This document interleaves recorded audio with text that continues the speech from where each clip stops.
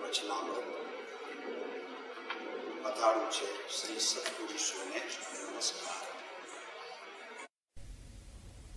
સત્પુરુષ કહેતા એમાં ત્રણેય પદ આવી જાય છે. સત્પુરુષમાં ત્રણેય પદ: આચાર્ય, ઉપાધ્યાય અને સાધુ. અને ખરેખર તો કૃપાળુ દેવે તો આગળના બંનેને લઈ લીધા છે. અરિહંત અને સિદ્ધને પણ સત્પુરુષોમાં સમાવેશ કરી લીધો છે. તો આ પત્રની અંદર મુખ્ય વાત એ છે કે મુનિ છે વિતરાગનું બાળક છે. પુત્ર કીધા છે. જય ધવલા નામનું એક પુસ્તક છે, શાસ્ત્ર છે, એમાં મુનિને તીર્થંકરના પુત્ર કહ્યા છે. બહુ સુંદર વાત કરી છે. એમ જ છે, કેમ કે જેમ પુત્ર બાપનું કહ્યું માને, એમ અહીં તીર્થંકરની સર્વ આજ્ઞાઓ નિર્ગ્રંથ મુનિઓ માને છે.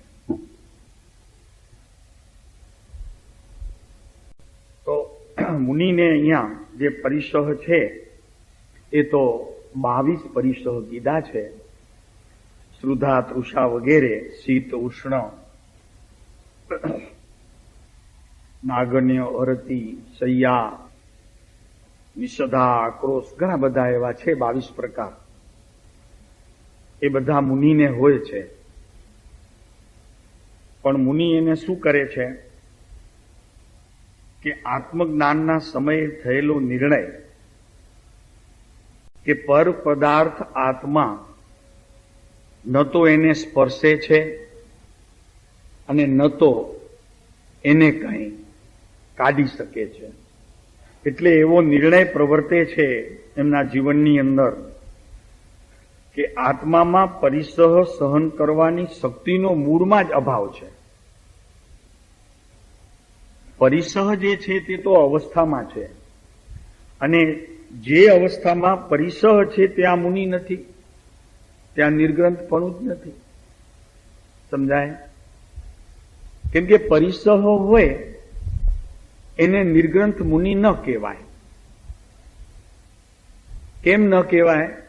તો કે એના જ્ઞાનમાં આ પરિસહ છે અને હું એને સહન કરું છું એવો ભાવ તે જળને ભોગવવા બરાબર છે.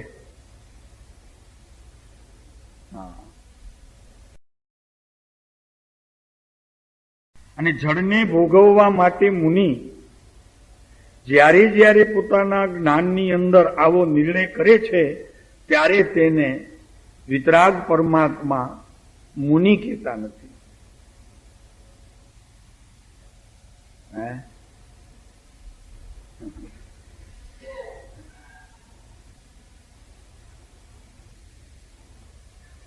ધર્મદાસ શુલ્લક થઈ ગયા, કૃપાળુદેવના સમકક્ષ હતા.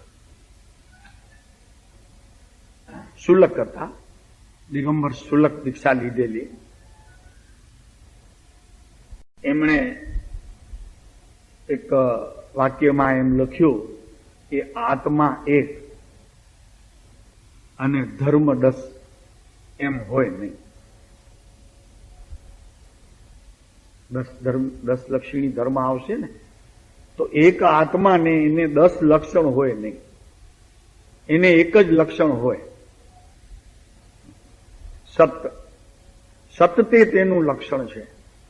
આત્માનું લક્ષણ શું છે? તો કે સત તે આત્માનું લક્ષણ છે. અસતનો કોઈ પ્રકાર આત્માને લેવું હોય તો મુનિથી સહન થતું નથી. 10 લક્ષણી પર્વ કહો, જ્ઞાન દર્શન ચારિત્ર કહો, 14 ગુણસ્થાનક કહો, માર્ગના સ્થાન કહો, વેદ કહો, સંયમ કહો, બધામાં ભેદ પડે છે. મુનિ કે આત્મા એક ને આટલા બધા એને ભેદ, તો પછી અભેદ ક્યાં? એટલે આત્મામાં સહન કરવાની એટલે કે પર વસ્તુને સહન કરવાની શક્તિનો અભાવ છે. આવો નિર્ણય એમને ઠોસમાં વર્તે છે. એ આત્માની શક્તિના મૂળમાં પ્રવર્તે છે. મૂળ પકડ્યું છે એમ. કોને? સતને, ધ્રુવ તત્વને, આત્મ તત્વને એને એવી પકડમાં લીધી છે કે આ જ્ઞાન કદી મટતું નથી અને દર્શન કેતા શ્રદ્ધા કદી જતી જ નથી કે હું પર પદાર્થને ભોગવી શકું એવી મારા આત્મામાં કોઈ શક્તિ જ નથી. એવો જેને નિર્ણય થયો છે એનું નામ જ મુનિ છે. મુનિ એને જ કહેવાય. કેમ કે આ તો વિતરાગ પરમાત્માની વાટે ચડેલો છે અને એનો દીકરો કહેવાય. તો બીજી વાત તો છે નહીં પ્રભુ. અમે પરિસહનો તાપ સહન કરીએ છીએ, આતાપ લઈએ છીએ. આ વાત ખરેખર તો જોવામાં આવે તો જાણવાની શક્તિ જે છે આત્માની, માત્ર એ જાણે છે એને કરવામાં લગાડવી એટલે કરતાપણે પરિણમવું અને અકર્તા એવા આત્મ તત્વને ચૂકવું બરાબર છે. મોટી ભૂલ પડી જાય ભાઈ, મોટી ભૂલ પડી જાય. એમાં આખો આત્મા તો ખોવાઈ જાય, પણ વિતરાગ માર્ગને તપાસતા ક્યાંય નજરે ન ચડે. આ જૈનના મુનિની વાત ચાલે છે પ્રભુ. નિર્ગ્રંથ એને કૃપાળુ દેવે અહીંયા ભલામણ કરી છે. શું ભલામણ કરી? તો કે મહાત્મા શ્રી તીર્થંકરે પ્રાપ્ત પરિસહ સહન કરવાની નિર્ગ્રંથોને ફરી ફરી ભલામણ કરી છે. એટલે એનો અર્થ વાણી તો એમ આવે ને કે ભલામણ કરી છે, પણ એનો અર્થ કે જ્યાં પરિસહ છે ત્યાં જ્ઞાનીનો ઉપયોગ જતો જ નથી. એનું નામ કહેવામાં આવે કે ભલામણ કરી છે. ભાઈ નહીં જોતા ભલા, ક્યાંય નજર નહીં કરતા. એક સત આત્મા ચૈતન્ય મહાપ્રભુ અંદર જે બિરાજે છે એને છોડીને બહારમાં જો દ્રષ્ટિ જાય તો જેટલો સમય દ્રષ્ટિ બહાર રહે છે તેટલો સમય તે રાગ અને વિકારોને વેદે છે, તો આત્માથી ખસે છે, વિતરાગતા જાય છે અને સ્વભાવ તેથી હણાય છે. એટલે એને નિર્ગ્રંથ કહેવામાં આવતો નથી, એને મુનિ કહેવામાં આવતા નથી. આ પરમાત્માની વાત છે. તમને એમ થશે કે આ કૃપાળુદેવ લાવ્યા છે, એમ નથી. આગમમાં છે, આ જ પ્રકાર છે આગમમાં કે મુનિ એને કહેવાય કે જે પોતાના નિરંતર સ્વભાવમાં રહેવાનો ઉદ્યમી હોય અને વિભાવ જ્યાં જણાય તો ત્યાંથી પાછો હટી અને ફરી પાછો પુરુષાર્થ તો સ્વભાવમાં ઠરવાનો કરે. પણ જેટલો કઈ વિભાવ આવ્યો હોય એનો જ્ઞાનપણે જાણે, શ્રદ્ધાપણે તો ત્યાં છે જ અને જ્ઞાનપણે જાણે પણ પરિણમે નહીં. જો પરિણમે તો એનો કરતા થાય અને એનો ભોગતા થાય. હવે અહીં જે વાત ચાલે છે આ તો થઈ નિર્ગ્રંથ મહાત્માઓની. હવે જે પરિસર આપણને આવે છે સંસારમાં એને અહીંયા બે પ્રકારે કહ્યા છે. એક તો જાણેકાર અજ્ઞાન પરિસર કયો અને એક કીધું દર્શન પરિસર. અજ્ઞાનમાં જ્ઞાનની અનેક પ્રકારની વિચિત્રતાઓ હોવાને લીધે હજી મિથ્યાત્વ જાતું નથી, એટલે કે આત્માનું દર્શન થતું નથી, એટલે કે ધર્મમાં પ્રવર્તાતું નથી, એટલે કે મિથ્યાત્વના પરિણામોમાં હજી ગળા ડૂબ રહ્યા છીએ, તો ત્યાં સુધી ધર્મ થતો નથી. ઓહો, આવી વાત છે ભાઈ. એને કાઢવો છે. અજ્ઞાન પરિસહ મિથ્યાત્વ.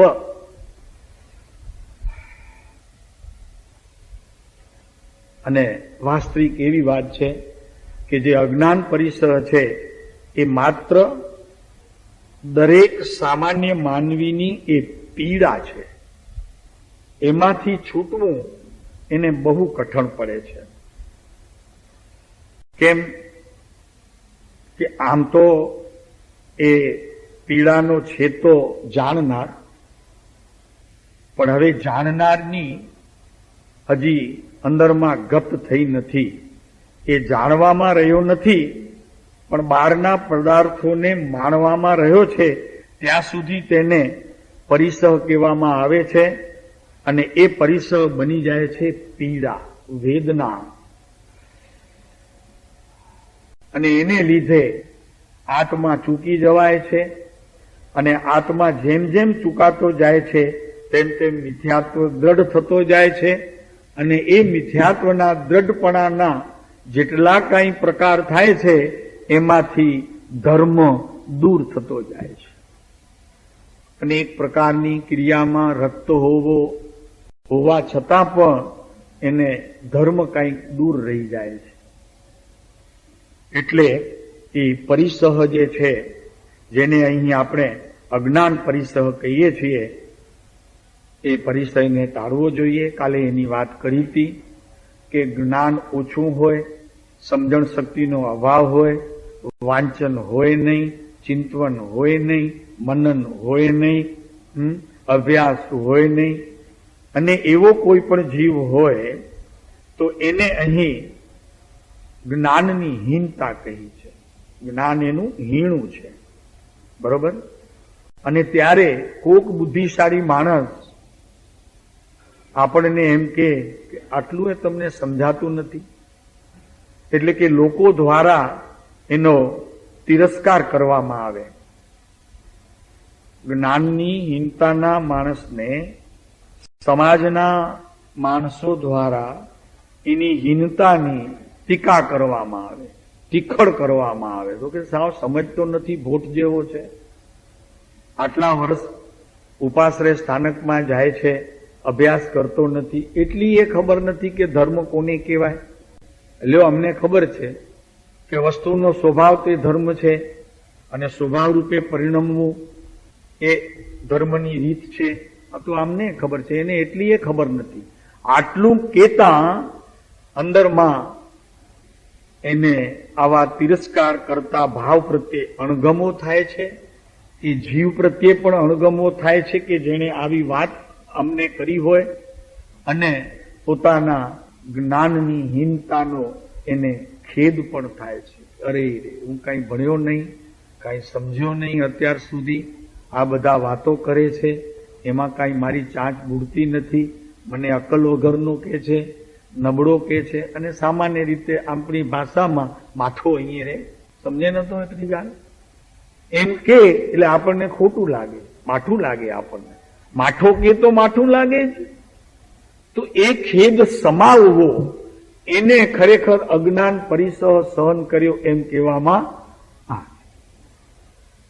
એને અજ્ઞાન પરિસહને સહન કર્યો છે ને, કરવું જ પડે ને, ક્યાં જાય, હવે તૈયારી કરે. આનું નામ અજ્ઞાન પરિસહ છે. તો એ કેમ મટે? તો સૌથી પહેલા ઉત્તમમાં ઉત્તમ કિમીઓ એ છે કે તું અભ્યાસ કર, વાંચન ચિંતવન વધાર, સત્સંગ વિશેષ કર, એક સમય પર નવરો ન બેસ, કાંઈક ને કાંઈક પ્રવૃત્તિ કર્યા કર. નહીતર જ્ઞાનીઓની દ્રષ્ટિમાં તો તું જેવો હોય તેવો, એ તો કંઈ તને કોઈ કે નહીં, પણ સામાન્ય મનુષ્ય પણ તને ઢ સમજશે. તો કે આને કાંઈ ખબર જ નથી, શું વાત કરવી. અને સૌથી એનાથી પણ સરળ ઉપાય એ છે કે જ્ઞાનીના શરણે જવું. આ સૌથી સારામાં સારો ઉપાય છે.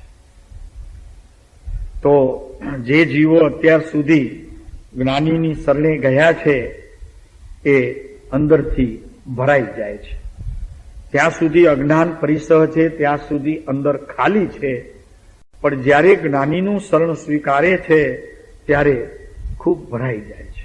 પહેલા હૃદય ભરાય છે ભાવથી, પછી ધીરે ધીરે ધીરે ધીરે જ્ઞાનનો ક્ષયોક્ષમ વધે છે, ખબર પડે છે સત્ય શું છે, અસત્ય શું છે, ધર્મ શું છે, કર્મ શું છે, પાપ શું છે, પુણ્ય શું છે, શુભ શું છે, અશુભ શું છે, ક્રિયા શું છે, કર્તા કોણ છે, અકર્તા કોણ છે, આ બધી બાબતોની ધીરે ધીરે ખબર પડે એટલે પોતે અંદરમાં દ્રઢ થતો જાય અને અજ્ઞાન પરિસહને સહન કરતો જાય.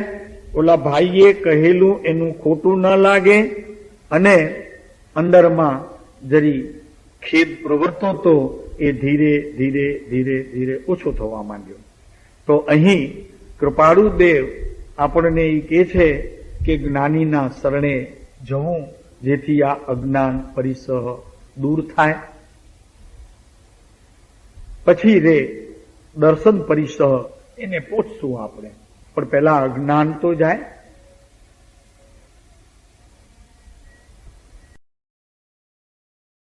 તો અહીંયા અજ્ઞાન જવાની વાત આપણે 537 કૃપાળુદેવ કહે છે કે તે પરિસહનું સ્વરૂપ, આવું જે અજ્ઞાન એ પરિસહનું સ્વરૂપ પ્રતિપાદન કરતા અજ્ઞાન પરિસહ અને દર્શન પરિસહ એવા બે પરિસહ પ્રતિપાદન કર્યા છે. આવું જ્યારે આપણે અજ્ઞાન પરિસહને જોઈએ છીએ મિથ્યાત્વને, ત્યારે એવા બે પરિસહ જ્ઞાની ધર્માત્માઓએ પ્રતિપાદન નામ એમની વાત શાસ્ત્રોમાં કહી છે. હવે ઉદય કોઈ બળવાન હોય, આપણે વાંચતા વિચારતા બી હોઈએ, છતાં કોઈ કર્મોની વિચિત્રતા હોય, એટલે કે ઉદયનું એના યોગનું બળવાનપણું હોય અને સત્સંગની કઈ ખામી હોય,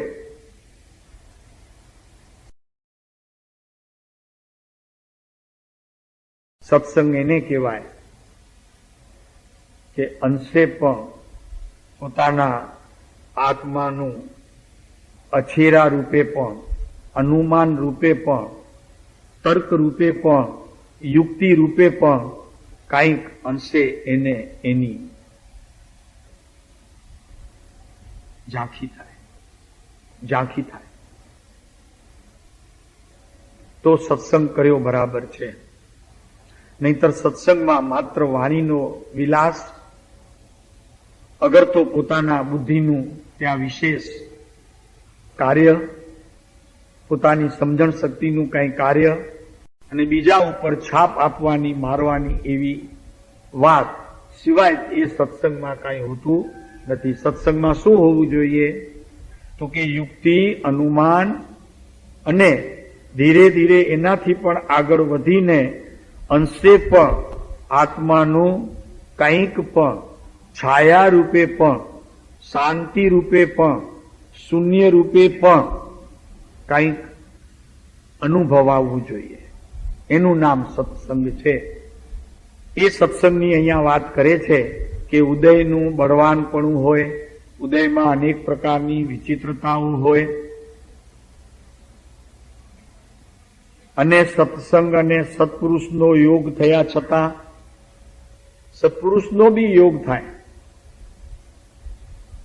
પણ ઓળખવાની પોતાની લાયકાત ન હોય, ઓળખી ન શકે. કેમ કે સત્પુરુષને ઓળખવા હોય તો જેટલું સત્પુરુષ ભણ્યા હોય એનાથી 25% તો તારે ભણવું જોઈએ, વધુ નહીં તો 25% તું ભણે તો 25% ઓળખાય, 50% તું ભણે તો 50% ઓળખાય, 75% ભણે તો 75% ઓળખાય, અને રૂપિયો ભણે તો સત્પુરુષો આ છે એવું તને રૂપિયું ખ્યાલમાં આવે. અન્યથા આ સત્પુરુષ છે એવું કોઈના કહેવાથી આ જીવ માને નહીં. અને માને તો કેવું માને કે એની શ્રદ્ધા એવી કાચી હોય કે કાલે બીજો કોઈ કે આ નહીં, ભલા આ છે, તો કે ભલે આ છે, એમ ફરતા જાય સત્પુરુષો. પોતે એવો ને એવો ઉભો હોય, જરીએ આમ ન થાય, આમ ન થાય, એવો ને એવો ઉભો હોય, સત્પુરુષ ફરતા જાય.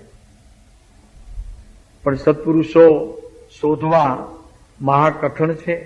એના માટે અભ્યાસ તો જોઈશે, સાથે વિવેક અને વિનય પણ ઘણા જોઈએ. જો વિનય અને વિવેક અભ્યાસ સાથે નથી તો સત્પુરુષો નજીક આવવા દેતા નથી. એટલે એનો અર્થથી તું વંદન વગેરે કરી જાય પણ એના અંતરમાં પ્રવેશ નથી થવા દેતા. એટલે એનો અર્થ એમ નહીં કે તારા પ્રત્યે દ્વેષ છે, પણ આત્માની અંદર વિનય ગુણની માસ્ટરી છે. એ ત્યાં એવી રીતે પડ્યો છે કે વિનય ગુણવાળો આવે તો જ એકતા કરે, અન્યથા તે કરતો જ નથી. કોણ? આત્મા. વિનય ગુણવાળો અને વિવેકવાળો જીવ આવે તો જ તે એકતા કરે, નહીતર તે એકતા કરતો નથી. એટલે જોગ થયો હોય તો પણ જીવને અજ્ઞાનના કારણો ટાળવામાં હિંમત ચાલતી નથી. એ દર્શન મોહનીય કેતા અજ્ઞાન જે છે મિથ્યાત્વ રૂપી અજ્ઞાન કયું છે ભાઈ? પહેલા તો એ વાત છે કે હું આત્મા છું. એ વાત એને હજી સુધી હૃદયમાં બેસતી નથી. હું લાલજીભાઈ છું, હું ભોજરાજભાઈ છું, હું કશ્યપ છું, હું ફલાણો છું, હું દીકડો છું, પૈસા વાળો છું, ગાડી ઘોડા વાળો છું, બાળ બચ્ચા વાળો છું. એ એનું અજ્ઞાન છે. હું આત્મા છું એમ એને હજી કદાચ બોલતો પણ હોય તો પણ તે વાત માત્ર જીભે છે, વાણીએ પ્રવર્તે છે, અંતરે પ્રવર્તી નથી. એટલે એને આ ટાળવાની હિંમત ચાલતી નથી. એમ કઅહીંયા કહે છે કે એ ટાળવાની હિંમત ચાલતી નથી એને. અને મૂંઝવણ આવી જાય, મૂંઝારો પણ ઘણો થાય. એમ થાય કે હવે આમાંથી છૂટવું પણ છે અને છૂટાતું નથી. આ સંસારમાં છૂટવું છે, સંસારથી છૂટાતું પણ નથી. બે વસ્તુ છે. અને મૂંઝવણ પણ આવી જાય તો પણ અહીંયા કૃપાળુદેવ કહે છે કે આવું થાય ત્યારે શું કરવું? તો અહીંયા કહે છે ધીરજ રાખવી. પ્રમાદરૂપ ધીરજ નહીં હો. ધીરજમાં પછી એવું થાય તો કે ધીરજ કીધી છે તો આપણે ઉતાવળ નહીં કરવાની, એમ નહીં. પ્રમાદરૂપ ધીરજ નહીં, વિચારોની સ્થિતિમાં ધીરજ રાખવી કે જ્યારે મારો સમય પાકશે ત્યારે આ અજ્ઞાન પરિસહ ટળશે. અરે દર્શન પરિસહ કે અજ્ઞાન પરિસહ જે કંઈ કહો એ ટળશે. ત્યાં સુધી મારે પુરુષાર્થ તો ચાલુ રાખવો જોઈએ.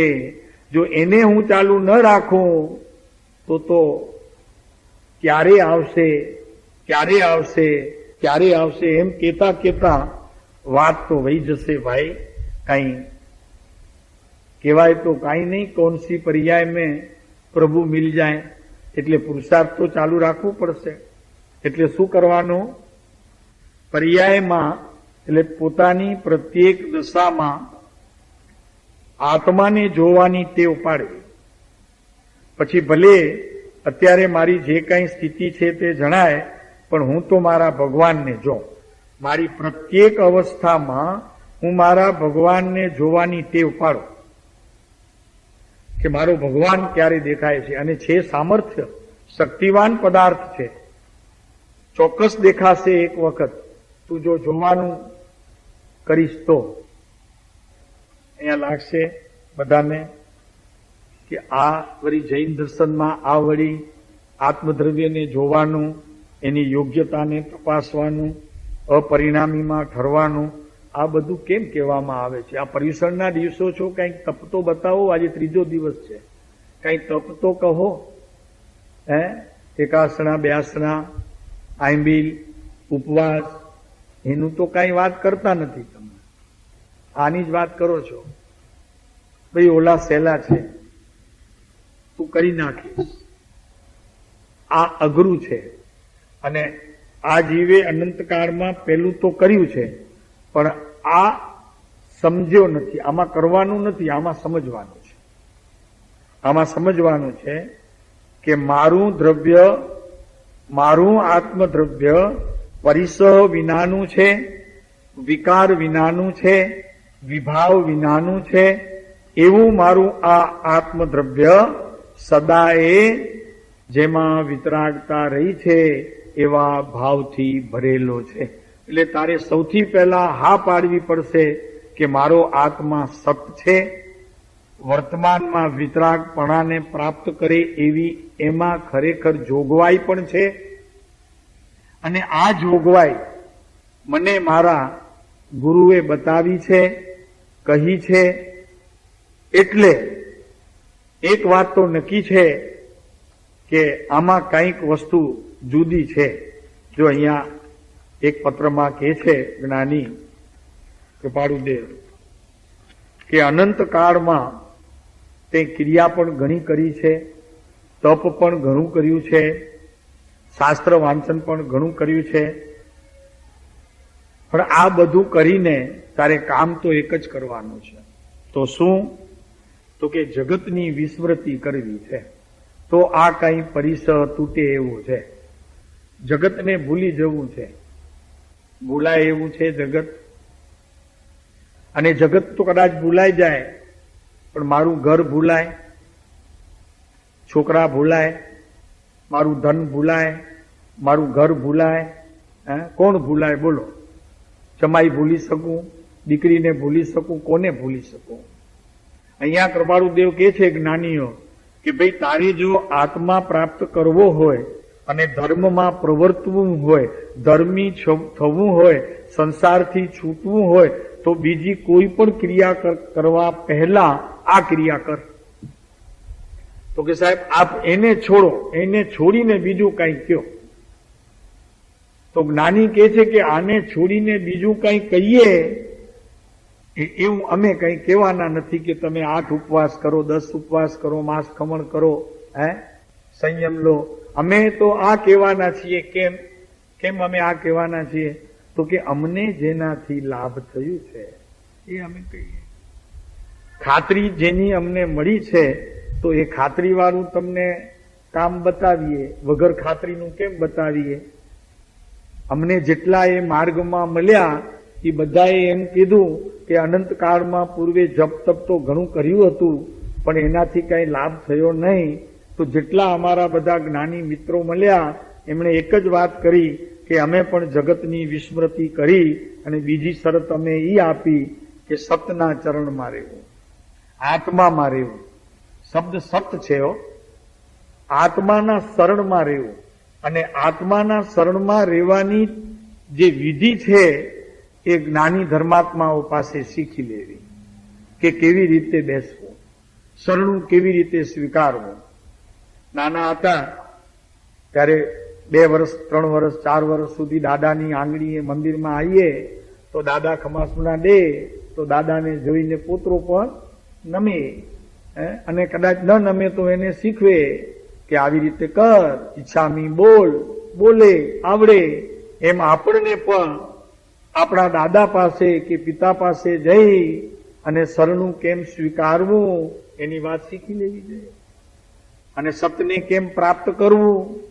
આત્માને પ્રાપ્ત કર્યા વગર કોઈ ધર્મ કરી શક્યું નથી, કોઈ મુક્તિને પામ્યું શક્યું નથી, કોઈ મોક્ષે ગયું નથી, કોઈ મુનિ થયા નથી, કોઈ આચાર્યપણે રહ્યા નથી, કોઈ ઉપાધ્યાય કહેતા બોધ કોઈએ આપ્યો નથી, અને અરિહંત પદ પણ એમણે પ્રાપ્ત કર્યું નથી, સિદ્ધ પદ પણ કોઈએ પ્રાપ્ત કર્યું નથી.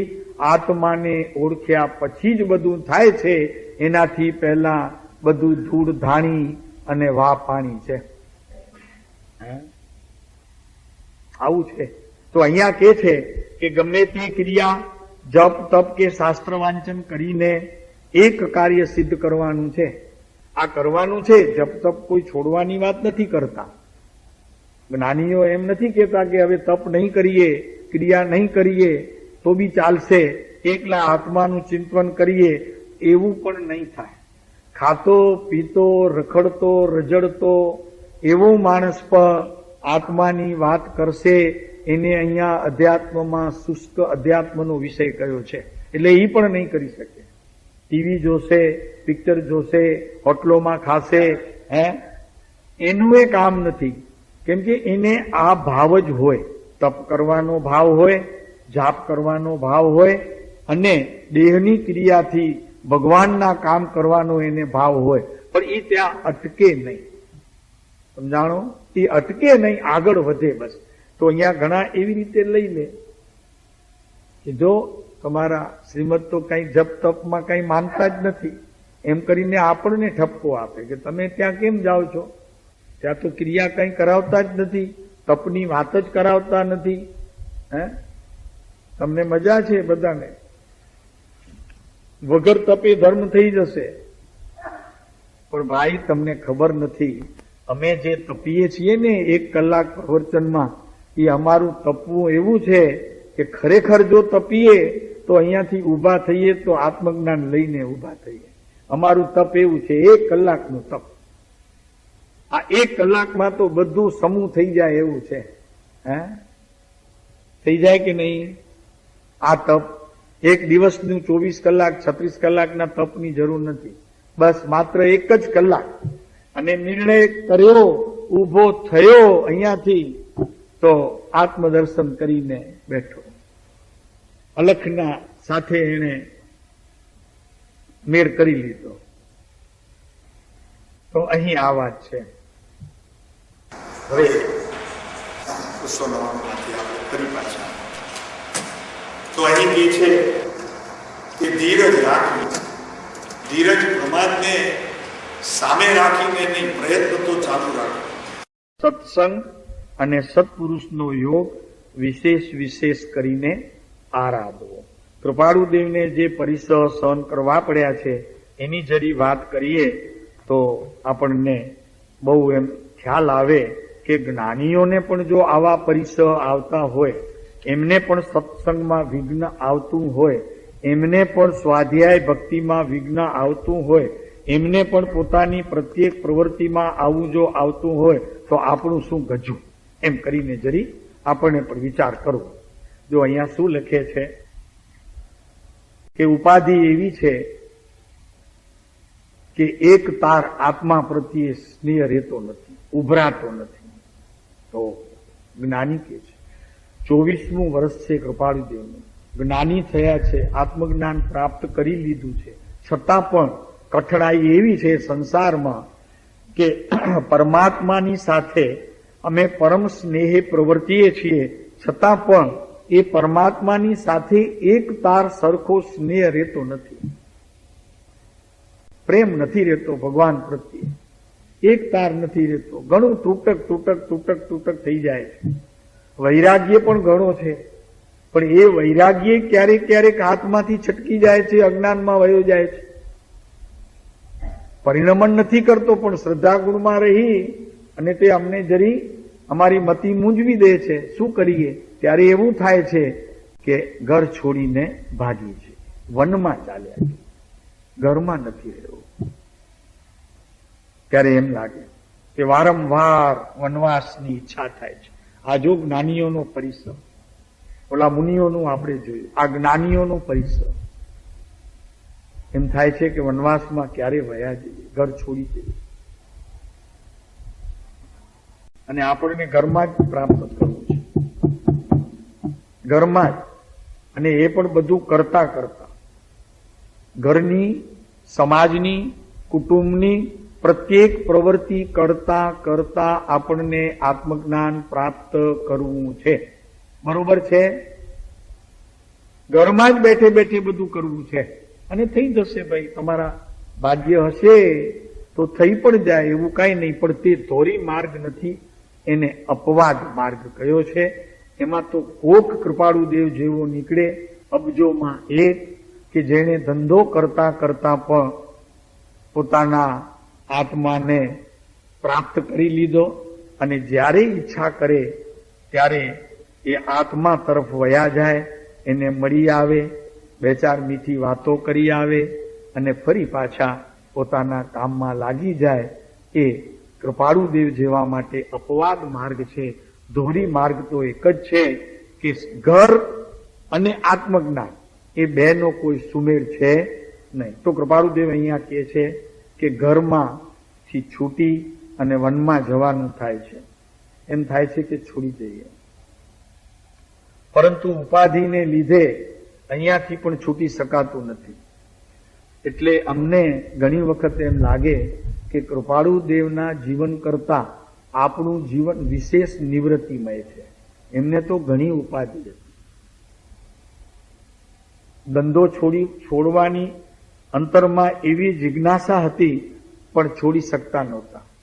કેમ કે વવાણિયાથી બિલકુલ મનાઈ આવતી હતી કે નહીં, રાયચંદ તું છોડીશ નહીં. એટલે એમને બેસવું પડતું હતું ધંધામાં. અને એમના પાર્ટનર ભાગીદાર જે હતા એ કંઈક તબિયત નરમ ગરમને લીધે મોટે ભાગે મોરબી જ રહેતા હતા. તો બધી જવાબદારી મારા પ્રભુને સંભાળવી પડતી હતી. તો સમાધિમાંથી બહાર આવીને તરત જ ઉપાધિમાં પડવાનો એમને પ્રસંગ થતો હતો.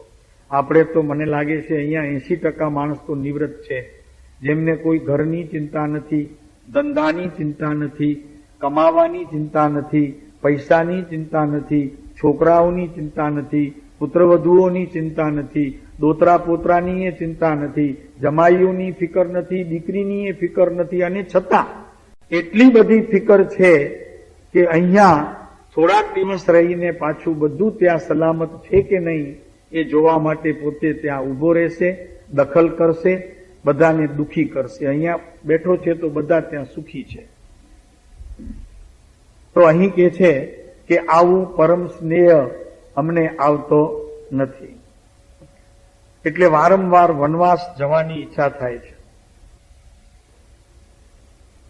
અને અંદરમાં ભાવ તો એવા છે કે અનન્ય પ્રેમ ભક્તિ એ તીર્થંકરની પ્રતિમા પ્રત્યે પૂર્વે અમે જે નથી કરી, મહાવીરની સાથે રહ્યા ત્યારે ઘણો બધો ત્યાગ કર્યો તો, પણ ખબર નહીં પ્રેમ ભક્તિ ન થઈ. કૃપાળુદેવે અહીંયા શબ્દ મૂક્યો છે પ્રેમ ભક્તિ. બહુ સુંદર શબ્દ મૂક્યો છે. આ કદાચ નહીં થઈ હોય એવું લાગે છે, તો અત્યારે પણ એના પર વિશેષ કરીને આવરણ આવે છે. તો હવે એવો સમય પાક્યો છે કે અમે ઉપયોગને ધીરે ધીરે એ પરમ ભક્તિ અને પ્રેમમય ભક્તિ તરફ ઢાળી દઈએ, જેથી કરીને ભગવાન અમારા ઉપર કંઈક રાજી થાય અને અમારા ઉપર કંઈક વરસે અને આ ઉપાધિમાંથી અમને થોડીક નિવૃત્તિ મળે અને અમે અમારા આત્માની સમાધિને માણીએ, થોડોક સમય પણ મુંબઈમાં અમને શાંતિ મળે, એવી ઈચ્છા વારંવાર રહ્યા કરે છે. ઉપાધિ એટલી હતી, એક વખત મણિભાઈ બોટાદવાળા એમને કીધું કે સાહેબ બહુ વિરહ લાગે છે, મુંબઈ મળવા આવવાની ઈચ્છા છે. મણિભાઈ બોટાદના હતા, રાયચંદ ગાંધીના દીકરા. તે સમયે બોટાદમાં તે સમયે લાખોપતિ, આજથી 100 વર્ષ પહેલા.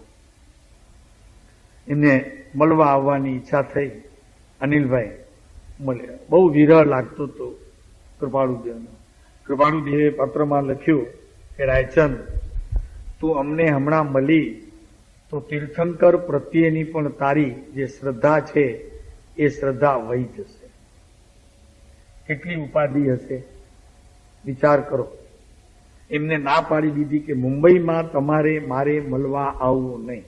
મુનિ આવ્યા લઘુરાજ સ્વામી, તો એમને કીધું કે મુનિ અહીંયા શા માટે તમે અહીંયાથી નીકળી જાઓ, હમણાં જ નીકળી જાઓ, ઉપાશ્રયમાં અમે રાતના આવીએ છીએ, તમને મળશું, પણ અહીંયા 1 સેકન્ડ ઉભા ન રહો. આ બધું શું સૂચવે છે? જ્ઞાનીઓની આ બધી સ્થિતિ આપણને શું સૂચવે છે? કે જ્યારે કોઈ પણ કાચો માણસ આ પ્રવૃત્તિને જોઈ જાય તો ગમે તેવો પણ શ્રદ્ધાથી દગી જાય. અમે તો ઘણી વખત કહી ચૂક્યા છીએ કે કૃપાળુદેવ ચિત્રપટમાં સારા તમને લાગે છે અને માનો છો, પણ વાસ્તવિકમાં અત્યારે જો ઊભા રહે અને એમ જરી પૂછે કે આપણે છગન ક્યાં ગયો, તો છગન ક્યાં ગયો એમ પૂછતાની સાથે આખો હોલ ખાલી થઈ જાય. તો કે આવા જ્ઞાની ન હોય, પોતાના દીકરાની પૂછા કરે છે અહીંયા આવીને. આપણને છૂટ, એમને મનાય. આપણે પૂછી શકીએ કે કેમ બોલો દેખાતો નથી, નાનો, પણ એ પૂછે નહીં, એમને પૂછી ઈ પૂછે જો એવી રીતે, તો આપણે તેને જ્ઞાની માનતા નથી. એમ અનંતો કાળ ગયો છે, એટલે એમણે ના પાડી દીધી. છગનને મણીલાલને કીધું કે તારે અવાય નહીં, અહીંયા નહીં આવતો. એટલી ઉપાધિ હતી. ત્યાં આવ્યો રે ઉદયકાર મો પરિગ્રહ કાર્ય પ્રપંચ રે, જેમ જેમ તે હળસેલીએ, તેમ ઘટે ન વધે એક રંચ રે, ધન્ય રે દિવસ આહો.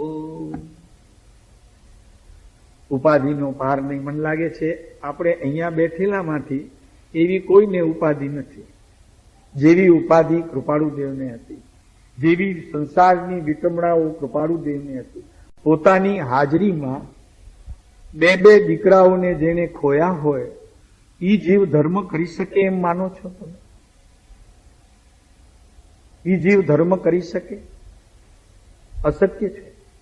દીકરાઓ બે ગુજરી જાય અને પછી ધર્મ સૂજે? શું લાગે છે આપને? અને એ પણ એક 19 વર્ષનો થઈને અને એક 13 વર્ષનો થઈને આ બે દીકરા ચાલ્યા જાય તો તમને એમ લાગે છે કે તમારા ઘરમાંથી આવો કોઈ પ્રસંગ બને અને તમે ધર્મ કરી શકો? ધર્મ તો અત્યારે તમને શાંતિ છે તો સૂજે છે. જ્યારે ઉપાધિ હોય ત્યારે ડિપ્રેશન હોય, ધર્મ ન હોય. તેમાં આ કાળમાં તો ડિપ્રેશન 100% હોય. આવું બને તો એને ધર્મની વાત સૂજે નહીં. ઉલટું એમ નહીં પણ વળી પાછો વધારાનો એમ કે ભગવાને શું જોઈને મને આ દુઃખ મોકલ્યું, મેં શું ગુનો કર્યો ભગવાનનો કે આવું એને કર્યું મારાથી, હું સારો નરવો સર્વો કૃપાળુદેવને ભજતો હતો, તીર્થંકરની પૂજા વગેરે કરતો હતો અને આવું શું સૂજ્યું ભગવાનને? એમ અમે સાંભળ્યું છે. આ સત્ય હકીકત ઘટના કહીએ છીએ. અમારા ગામના એક બેન, એમનો છોકરો 45 વર્ષનો જરી વારમાં એટેક આવ્યો ને ગુજરી ગયો. 45 નહીં થયા હોય, 40 જ થયા છે.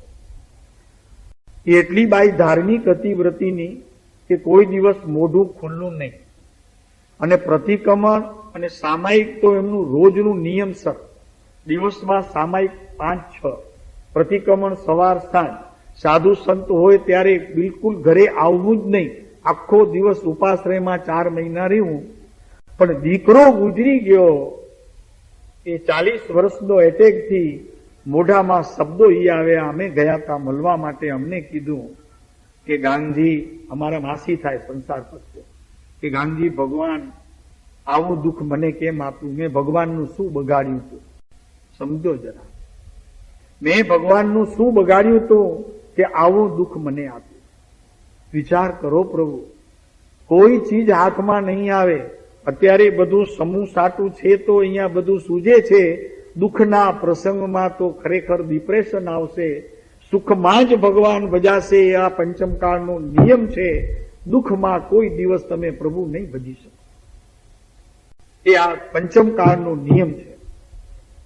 દુઃખ આવે, ડિપ્રેશન, સુખમાં પ્રભુ ભજો. ભજી લો હમણાં જેટલું ભજવું હોય તેટલું. પછી જયારે કાંઈ પણ દુઃખના પ્રસંગો આવશે ભગવાન યાદ નહીં આવે. એટલું પરિસર સહન કરશો. તો અહીં કે છે કૃપાળુદેવ તો કે એવી પ્રેમ ભક્તિ જે અમને નથી, પૂર્વે પણ કદાચ અમે ઓછી વધુ માણી હોય, તો એવી આવ્યા વિના દેહ ત્યાગ કરવાની ઈચ્છા જ નથી. યમરાજા બી આવે તો અમે એને અત્યારે આવવા નહીં દઈએ. એને કહેશું પ્લીઝ જા, થોડોક સમય રહી જાય. એક વખત મને મારા ભગવાન પ્રત્યેની આ પ્રેમ ભક્તિની એક તાર સાંધવા દે, પછી આવજે. એમ દેહ ત્યાગ કરવાની પણ ઈચ્છા નથી. વિચાર કરો, આવી ઉત્કૃષ્ટ દશાવાન જીવને પણ આવા પરિસરો સહન કરવા પડે તો આપણે તો હજી એમાંથી માત્ર એક પાસેર પૂણી આપણે કહીએ ને કે કેટલું, આટલું આપણાથી સહન થતું નથી. જરા કંઈક આદિ વ્યાધિ ઉપાધિ આવે છે તો તરત જ ભગવાન ભૂલાઈ જાય છે. અને ક્ષમા કરજો, કદાચ ભગવાન ન ભૂલાય તો તમે જે ભગવાનને ત્યારે યાદ કરો છો એમાં અંતરમાં તો એક જ ચીજ હોય છે કે આ મારી આદિ વ્યાધિ ને ઉપાધિ દૂર થઈ જાઓ. માંગણી હોય છે એમાં પ્રભુ પ્રત્યેનો પ્રેમ નથી હોતો. આત્માની જાગૃતિનું કોઈ કાર્ય નથી હોતું. જ્ઞાની પુરુષો પ્રત્યે ભક્તિ નથી હોતી. એમાં મોટે ભાગે હોય છે આ માંગણી, યાચકપણું કે પ્રભુ આ દુઃખથી મને છુટકારો આપો. આ સ્થિતિ ક્યારે થાય છે? તો કે જ્યાં સુધી હજી મિથ્યાત્વ ઊભું છે ત્યાં સુધી આ જ સ્થિતિ થવાની છે. અને મિથ્યાત્વના અભાવ માટે સત્પુરુષોનું શરણું સ્વીકારવું તે આવશ્યક છે, એમ અહીં કૃપાળુદેવે બરોબર સ્પષ્ટ કહ્યું છે. ફરી આપણે એમના વચનો એક વખત યાદ કરીએ કે જ્યાં સુધી પ્રત્યક્ષ જ્ઞાનીની ઈચ્છાએ એટલે આજ્ઞાએ નહીં પ્રવૃત્તિએ ત્યાં સુધી અજ્ઞાનની નિવૃત્તિ થવી સંભવતી નથી. લો બસ, એ મિથ્યાત્વ ક્યાં સુધી નહીં જાય? તો કે ત્યાં સુધી નહીં જાય કે જ્યાં સુધી તું જ્ઞાનીની આજ્ઞાએ નહીં પ્રવર્તે અને જ્ઞાનીની ઈચ્છાએ તું નહીં કાર્ય કરે ત્યાં સુધી આ મિથ્યાત્વ નહીં જાય. એ વાત સાવ નક્કી છે. પછી ગમે તેટલી વાર તું ઉપાશ્રયમાં બેસતો હોય કે ભગવાનની સામે ધ્યાન ધરીને બેઠો હોય, પણ આ મૂળ વાત છે, પ્રત્યક્ષ જ્ઞાનીની ઈચ્છાએ એટલે આજ્ઞાએ નહીં વર્તાય ત્યાં સુધી અજ્ઞાનની નિવૃત્તિ થવી સંભવતી નથી. આવી શરત છે. કેમ કે આ જ્ઞાન છે ને એ બુદ્ધિનો વિષય નથી. છે જ્ઞાન બુદ્ધિનો વિષય છે? જ્ઞાન બુદ્ધિનો વિષય નથી પ્રભુ, એ તો હૃદયનો વિષય છે, એ તો ભક્તિનો વિષય છે. હા, તું શું સમજે કે હું જાજુ ભણી લઈશ ને પંડિત થઈશ તો આત્મજ્ઞાન પામીશ? હે? તો અહીંયા કે છે જ્ઞાનીઓ ખાન થાય છે, એમ કે ખાન થાય છે, તો એમ નથી પ્રભુ. કઈ વધુ શાસ્ત્ર અભ્યાસથી તને જ્ઞાન વધુ પ્રાપ્ત થાય ને આત્મજ્ઞાન થઈ જાય એમ નહીં. જ્ઞાનીનું શરણું લે, એમની આજ્ઞામાં રે, અને એ પણ પ્રત્યક્ષમાં, તો જ ખરેખર તને અજ્ઞાનની નિવૃત્તિ સંભવે.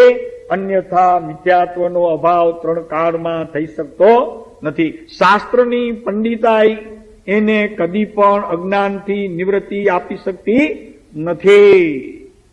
આ વાત લખી રાખો. અને છતાં અમે કહીએ અભ્યાસ કરો, પણ અભ્યાસ પ્રયોજનભૂત અભ્યાસ કરીને શરણું તો જ્ઞાનીનું લેવું. ભાઈ એમ કોઈ કે બાપ કે તું ભણતો નહીં, ભણવાનું કે છે તો ભણવાનું કે છે તો શું મા બાપને છોડવા માટે? અત્યારે તો છોડી દે છે. ભણે ને આગળ જાય, અમેરિકા જાય, મા બાપ ભલે ને અહીંયા બેઠા હોય તો એટલા માટે મા બાપ ભણાવે છે. એમ અહીંયા જ્ઞાની તને કે છે અભ્યાસ કરવાનું, તો જ્ઞાનીને છોડવાની વાત છે? કેવું શું વાત છે? હે? તો કે સાહેબ તમે કીધું ને અભ્યાસ કરવાનું, તો અભ્યાસ કરીએ છીએ, પછી અમને તમારી શું જરૂર? કૃપાળુદેવની શું જરૂર? પછી કઈ જરૂર નહીં. એમ છે? તો આ તો એના જેવું થયું કે દીકરાને પરણાવ્યો, ભણાવ્યો, અને પછી દીકરો ગયો અમેરિકા, પછી બાપ દીકરાને અહીંયા પૈસા મોકલાવે કરે, મા ને બાપને, તો કે ભાઈ અમારી જવાબદારી પૂરી થઈ, એક બાઈવાળી કામવાળી રાખી લેજો, તમારું બધું સંભાળશે. અમને હવે ટાઈમ જ નથી, સમય જ નથી અમારી પાસે. બાપ બિચારો પથારીએ પડ્યો હોય, માથી ચલાય નહીં, એક પાણીનો ગ્લાસ માંગે એમાં અડધો કલાક લાગે, તો સમય છે મા બાપની સેવા કરવાનો. બરોબર છે? અને એ બેઠો છે અમેરિકા, એટલા માટે બાપાએ ભણાવ્યો હતો. એમ કૃપાળુદેવ કે અભ્યાસ કરો તત્વનો, પછી જ્ઞાનીને છોડવા માટે. બાપુ આ કઈ જાતની રીત છે? એમ ધર્મ નથી પ્રભુ. એમ પરિસરથી નહીં બચી શકો, એમ પરિગ્રહથી નહીં બચી શકો. આ વાત કોઈ જુદી છે. એટલે જ્ઞાન બુદ્ધિનો વિષય નથી. જ્ઞાન કોઈ બુદ્ધિનો વિષય નથી. જ્ઞાન તો સમર્પણતાનો વિષય છે. જ્ઞાનથી ભક્તિ ખીલે છે, અને એ ભક્તિ તે હૃદયનો વિષય છે, અને એ હૃદય જ્ઞાનીઓ માટે છે, બીજા કોઈ માટે નહીં. ઘરના માટે હૃદય નથી. હા, ઘરના માટે તો જવાબદારી છે, બસ આપણે જવાબદારી નિભાવવાની. હૃદય તો આ પુરુષ માટે રાખવાનું. જ્ઞાની ધર્માત્માઓ માટે હૃદય હોય છે. બરોબર છે શાંતિભાઈ? હૃદય કોના માટે હોય છે? દીકરા માટે. એકનો એક છે ને, લાડલો તો હોય બહુ, હવે પણ શું કરે? પણ બાપા માંદો પડશે, બાપા કહેશે કે બેટા થોડું તો રોગ લે, મારું બહુ પીડા થાય છે. તો દીકરો કહેશે કે બાપા શું કરું? ડોક્ટર 2 બોલાવું એકના બદલામાં, બીજું શું કરું? પણ પીડા તો તમને ભોગવવી પડશે. એ તો કાંઈ હું લઉં નહીં. હે શું થાય? ખરેખર તો જ્ઞાનની પરાકાષ્ઠા જ છે. વિશેષ અભ્યાસ દ્વારા જે કંઈ પોતાને જ્ઞાન મળ્યું છે, બુદ્ધિ જ્ઞાનો, એ સમજણ જે મળી છે, એના મૂળમાં તો સત્પુરુષો પ્રત્યેનો વિશેષ પ્રેમ અને આદર, સન્માન, વિવેક અને વિનય છે. એ જો નથી તો અભ્યાસ જ નથી. એ અભ્યાસ જ નથી. એને અભ્યાસ ન કહેવાય, એને અહંકાર કહેવાય, એને હુંપણું કહેવાય, એને પંડિત કહેવાય. અને એ પંડિતોથી કામ હજી સુધી તો ક્યાંય થયું જોયું નથી. ખરેખર તો કૃપાળુદેવ કહે છે કે ભક્તિ એ ધુરંધર માર્ગ છે. ભક્તિ જ ધુરંધર માર્ગ છે, અને એ સત્પુરુષોના હૃદય સિવાય બહાર ક્યાં થતી નથી. હવે અહીં પરિસરની વાત વિશેષ કહીએ તો કૃપાળુદેવ કહે છે કે વનમાં જવાની બહુ ઈચ્છા થાય છે, પણ શું કરીએ એ પણ જવાતું નથી. અહીંયા લખે છે કૃપાળુદેવ કે આશ્રમમાં રહેવાની પણ અમને ઈચ્છા થાય છે, અમે આશ્રમમાં રહી શકતા નથી. 8 દિવસ પણ અમને રહેવું પાલવે એવું નથી, કેમ કે દુકાન અમારા પર જવાબદારી ઉપર ઓલા સોંપી ગયા છે, આપણા શું નામ, મોરબી વાળા, એમના કાકા સસરા, રેવા શંકરભાઈ. તો અમને અહીંયાથી કંઈ છોડી શકીએ એવી સ્થિતિ નથી. અને ખરેખર તો એવું છે કે પ્રેમ ભક્તિ પૂર્ણ લય પામ્યા વિના દેહ ત્યાગ પણ કરવો નથી. હવે કરવું શું? આવો મુંજારો અહીંયા બેઠેલાને કોઈને નથી. અમને ખબર છે, કોઈ એકને નથી. જાઓ, અમે કહીએ છીએ. કૃપાળુદેવે જે પરિસર સહન કર્યા છે એમાંનું એક અંશ પણ આપણે અહીંયા બેઠેલામાંથી કોઈને નથી. જાઓ, કોઈ તો કેજો અમને. કોઈને નથી. ખૂબ નિવૃત્તિ છે, ખૂબ મોજ છે, મજા છે. હા, તો શું પરિસરને લાવવો, આતાપ લેવું? તો કે ના પ્રભુ, એવું પણ નહીં. પણ કોઈ કૃપાળુદેવ કરતા આપણા સંસાર સંબંધીના સંસાર પ્રયોજનમાં આપણું પુણ્ય કંઈક વિશેષ છે. પરમાર્થમાં એમનું પુણ્ય છે, સંસારમાં આપણું પુણ્ય છે. બહુ સરસ છે. અમે કહીએ છીએ કે ખરેખર તમે ખૂબ ભાગ્યશાળી છો કે કૃપાળુદેવનું એક પરિસર પણ આપણી પાસે નથી. તો કેટલું સરસ રીતે આપણે ભગવાનને ભજવું હોય તો ભજી શકીએ. કૃપાળુદેવ કહે છે કે જળ ભરતજી શ્રીમદ ભાગવતમાં સુંદર આખ્યાનિકા આપી છે. એ દશા દિવસમાં વારંવાર સાંભળી આવે છે. એનું એવું ઉન્મત્તપણું પરમાત્માને પામવાનું પરમ દ્વાર છે. જોયું? આવું જ્યારે ઉન્નતપણું જ્યારે અંદરથી આવે, ભક્તિનો આવો સાગર જ્યારે ઉલસે, ત્યારે પરમાત્માને પામવાનું દ્વાર ખુલે. આવી ભક્તિ જ્યારે પ્રભુ પ્રત્યે આવે ત્યારે ઓલા આનંદગંજીના પદ બોલી જાય ત્યારે નહીં, દેવકરણજીના પદ બોલે, દેવચંદ્રજીના ત્યારે નહીં, પોતે પદ રખીને બોલે ત્યારે ભગવાન આવે અને ત્યારે એ દ્વાર ખુલે. કાલે સવારના ખુલ્યા હતા ભાઈ જરાવાર બધાના. એ તો હજી અમે કહેતા હતા, પણ હજી હવે તમે કરો. તમારી ક્ષમાપણા તમે તૈયાર કરો, જેવું આવડે તેવું, પણ કરો ક્ષમાપણા તમારી તૈયારી. અને તમારી ત્રુટિઓની કૃપાળુદેવ પાસે મોટેથી જેટલું બને તેટલું મોટેથી સાદ પાડીને કહો કે પ્રભુ આ મારી ભૂલ થઈ છે, આપ ક્ષમા કરો. ભલે બધા સાંભળે, બધાને પણ તમે અનુમોદના કરો. અનુમોદના આ કરવા જેવી છે, અનુમોદના નાણાંની કરવા જેવી નથી, દાનની અનુમોદના કરવા જેવી નથી. પોતાના દોષોનું વિવેચન કરવું અને એ પણ જાહેરમાં કરવું, અને પછી આ અનુમોદનાનો લાભ બીજા લે એવું કરવા જેવું છે. ત્યારે આ પરિસર તૂટે એમ છે. કૃપાળુદેવ કહે છે અસંગતા બહુ યાદ આવે છે. એક વાત કહીને વાત પૂરી કરીએ છીએ. અચ્છા, હા, આગળ છે, બરોબર. આપણે જરાક થોડાક મોડા હતા. તો એ કહે છે કે દશા અમને વારંવાર સાંભળી આવે છે. એવું ઉન્મત્તપણું પરમાત્માને પામવાનું પરમ દ્વાર છે. જોયું?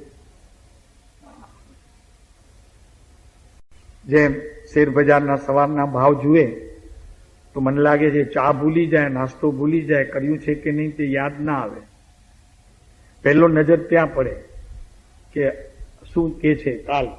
ને પાછું ઘણા તો સવારના પોરમાં બેસી જાય, સવારના પોરમાં 6 વાગે ઉઠીને બધી લાઈન ને આ ને તેને બધું દોડતા હોય, ખબર નહીં શું કરતા હોય, કઈ કર્યા કરે આમને આમને આમને બધું. હવે એને ક્યાં સંઘની વાત લાગે પ્રભુ. સંઘ જેને કોમ્પ્યુટર સાથે અને જેનો સંઘ શેર બજાર સાથે, એને આત્માને શું પ્રભુ. વેરાઈ જાય છે બોરભાઈ.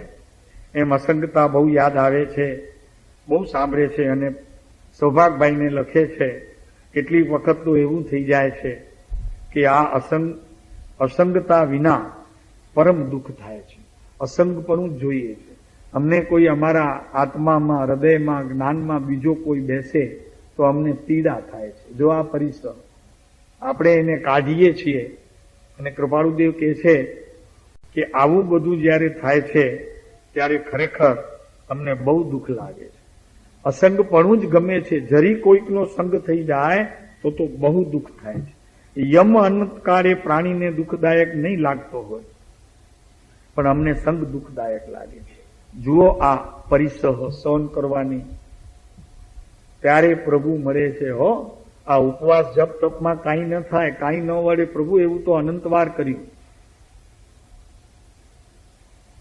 અંદરમાં તીખી એવી જિજ્ઞાસા ઉપડવી જોઈએ કે મને મારા પ્રભુને કોઈ પણ રીતે મળવું છે. એમાં ગમે તેટલા કષ્ટ આવો તો પણ હું મારા પ્રભુને જમતીશ. એવો પર્યુષણના પહેલા દિવસે જેણે પ્રતિજ્ઞા લીધી હોય એ અંશે પણ હજી કાંઈ કાર્ય કરી શકશે કે મને મારા ઘરે જવું છે. હવે એમાં હું ઘરે જવું હોય તો જાજો. 16ની હશે, કોઈની 17ની હશે, કોઈની 18ની હશે, કોઈની 19ની હશે, કોઈની કચ્છની હશે, કોઈની સયાજીની હશે. જજો ઘરે. ઘરે હું વાંધો છું, પણ એ આ ઘરની વાત નથી.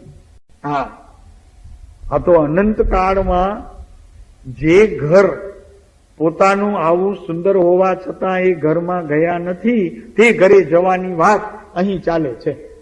દિવસમાં 2 વખત 3 વખત આ ચાલે છે કે ભાઈ તું તારે ઘરે જા. ઘરમાં તો કોઈ તારું રાહ જોવા વાળું બેઠું છે. જો તો ખરો પ્રભુ, કોઈક તારી રાહ જુએ છે. કોણ છે? તો બેલ વગાડે તો પૂછે કોણ છે? તો કે હું છું. ઠીક, આટલો વહેલો આવી ગયો, આવ બેટા આવ. એમ લઈને અંદરમાં લઈ જાય, નાસ્તાના ટેબલ ઉપર બેસાડે, ખવડાવે, પીવડાવે. આ અનંતકાળથી તમારા આ આદરની ને વિવેકની રાહ જોઈને બેઠો છે પ્રભુ. હજી તમે કોઈ દિવસ એને આદરથી બોલાવ્યું નથી કે પ્રભુ પધારો. તમારી જ રાહ જોતો હતો રસિકભાઈ, તમારી જ રાહ જોતો હતો. એમ પોતાના પ્રભુને આ જીવે અનંત કાળમાં કોઈ એક સમય માત્ર પણ એવા વિવેકથી ને પ્રેમથી બોલાવ્યું નથી કે જેવું અત્યારે પોતાના દીકરાને ને દીકરીને બોલાવે છે. ક્યાંથી પ્રભુ મળશે?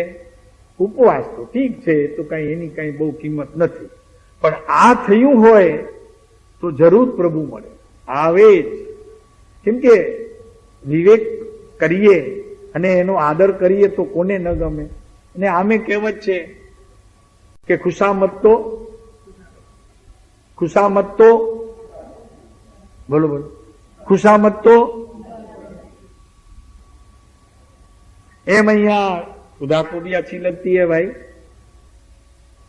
तो मेरे अंदर रहेला जो ये परमात्मा तत्व है, इनको अगर मैं प्रेम से एक दफे बुला लेता हूं, प्रभु भोजन तैयार है, आसन तैयार है, ग्रहण कीजिए, पांव नीचे रखिए, मैं पूजा करूंगा, फिर आहार लो, तैयार है सब. एम करीने कोई दिवस कीधुं छे पोताना प्रभुने? આ પરિસરમાં આવશે. હો, પરિસરમાં પારણાએ આવશે. કોઈકના ઘરે લક્ષ્મી જશે ને કોઈકના ઘરમાં વાણ પણ જશે. જશે ને, લક્ષ્મીએ જશે, વાણ પણ જશે અને ગોળિયા પણ જશે. 10 વર્ષ થઈ ગયા બાબાના લગ્નને, હજી પારણું બંધાયું નહીં. અરે ચડાવો બોલો ને પારણાનો, આપણે ઘરે પધરાવશો. હા, અરે ભાઈ એ બાળકને હું કરવું છે ભાઈ? અરે તું પિતા છો તો તારી અંદર બેઠું છે જે દાદો મોટો, એને એક વખત તો આહવાન કર. આવતો ખરો, ક્યારેક તો આવ, જોતો ખરો. તને કાંઈ વિચાર નથી થતો? હું થોડોક દુઃખી પણ છું, થોડોક સુખી છું. તું જેટલો દેખાયો તેટલો સુખી છું, હજી બાકી દુઃખ પણ ઘણું છે. તો આવતો ખરો, બહાર જોતો ખરો. અરે તું જોઈશ તો મારું કામ થઈ જશે.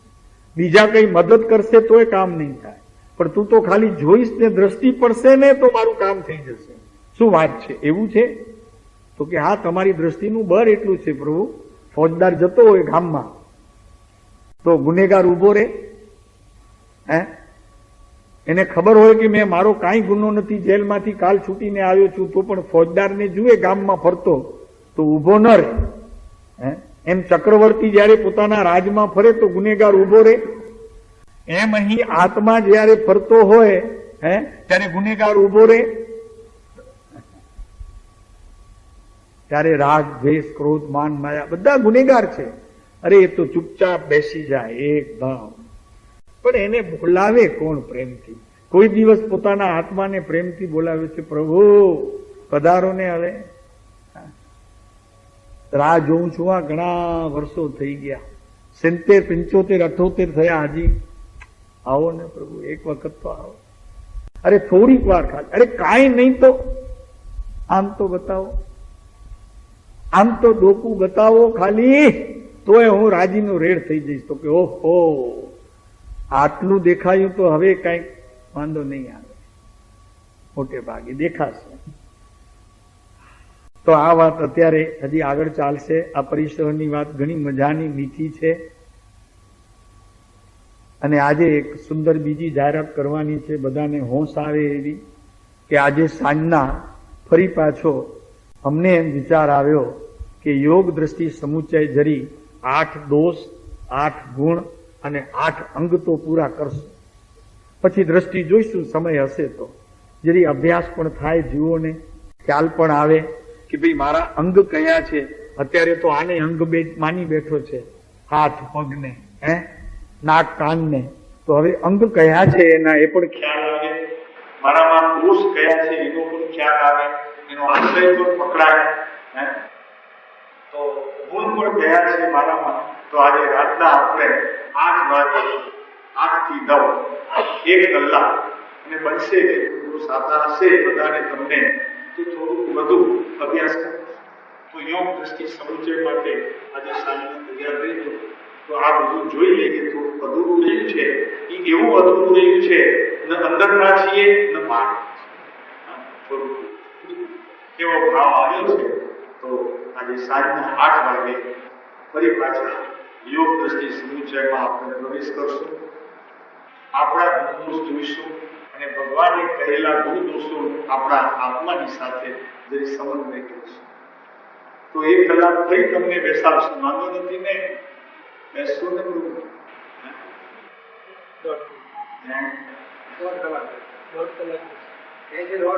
હા, એ બરોબર છે. તો સતની પ્રાપ્તિ માટે સતની નજીક જવું બહુ જરૂરી છે. સત એટલે આ બહુ જરૂરી છે. અને સતની નજીક જવું હોય તો સત્પુરુષોની નજીક પણ જવું પડશે. અને સત્પુરુષોની નજીક જવા માટેની પોતાની તૈયારી પણ કરવી પડશે. એમને નહીં જવાય. રાજાને મળવું હોય તો કમસે કમ નગરસેઠ સુધીની તો પદવી જોઈશે. જોઈએ તો રાજા બીજા ગામનો, પણ એ ન હોય તો નગરસેઠ તો જરૂર. નગરસેઠ હોય તો રાજાને મળી શકે, પણ એનાથી નીચે પદવી હશે તો રાજા મળતો નથી. રાજા મળે નહીં, હજી ન મળે.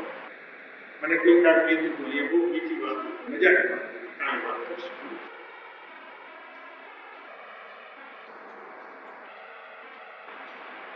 કીધા કે આપણે કચ્છના રાજા છે,